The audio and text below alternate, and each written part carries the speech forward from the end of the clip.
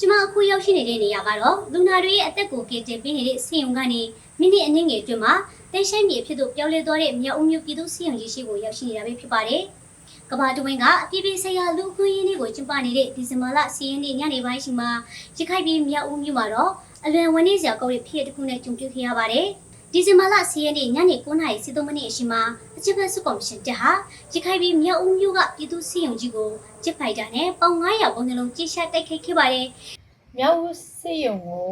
ဘုံကျဲသွားတဲ့စက်ကော်မရှင်ကိုအကျုံအနေနဲ့ကတော့ပြင်းပြင်းထန်ထန်ရှုံလဲရှုံချပါတယ်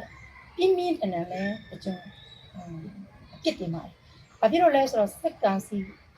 ကဘုံကျဲတဲ့နေရာပါအပြည်ပြည်ဆိုင်ရာလူ့အခွင့်အရေးနေပါအပြည်ပြည်ဆိုင်ရာလူ့အခွင့်အရေးနေဆိုတာတကမ္ဘာလုံးကသတ်မှတ်ထားတဲ့လူ့အခွင့်အရေးနေပါဒီလိုမျိုးလူ့အခွင့်အရေးလို့ပြောတဲ့တကမ္ဘာလုံးကအတိအမှတ်ပြုပြီးတော့သတ်မှတ်ထားတဲ့နေ့တစ်နေ့မှာလူအခွင့်အရေးကိုကျူးကျူးလွန်လွန်ဒီလိုပေါ်ပေါ်တင်တင်ချိုးဖောက်လိုက်ခြင်းဟာတကမ္ဘာလုံးကအတိအမှတ်ပြုထားတဲ့နေ့ကိုအတိအမှတ်မပြုဘဲနဲ့ချိုးဖောက်လိုက်တာစီကံကိုချိုးဖောက်လိုက်တာလို့မြင်ပါတယ်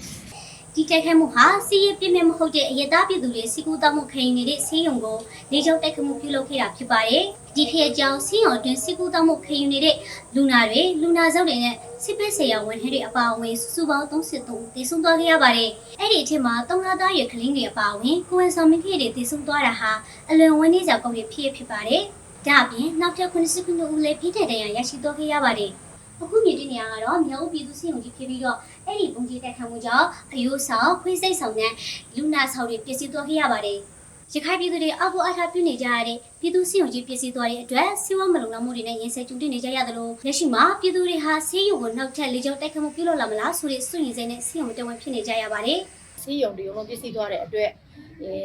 နောက်ထပ်ဖန်တိုင်းပြောဖို့ဆိုရင်ဆေးရုံမှာဆေးမကူတာရတော့ဘူးခုလိုပြင်းပြရသားပြည်သူတွေစီကူတောင်းမှုခံနေတဲ့စီးရုံကိုတိုက်ခတ်မှုပြုလုပ်တာဟာ1949ခုနှစ်ဂျနီဗာကွန်ဗင်းရှင်းနဲ့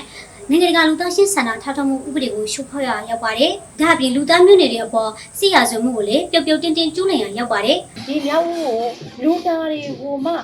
နေမကောင်းလို့ဆေးလာပို့နေတဲ့လူနာတွေကိုမသေးသေးအောင်တတ်လိုက်တဲ့စက်ကော်မရှင်ကိုကမ္ဘာကုလသမဂ္ဂ